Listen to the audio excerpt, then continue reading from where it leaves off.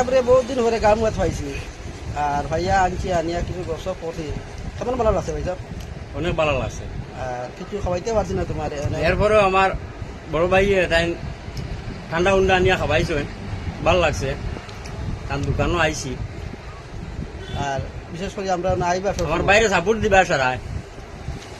আমার ইউডিএল লস্কর পেজে সবাই সাপোর্ট করিও। আর আমার ভাইয়ের নাম ফজল ইসলাম লস্কর। ফজল ইসলাম লস্কর, ভাইয়ের পেজটা সবাই ফলো করিও, সাথে থাকিও।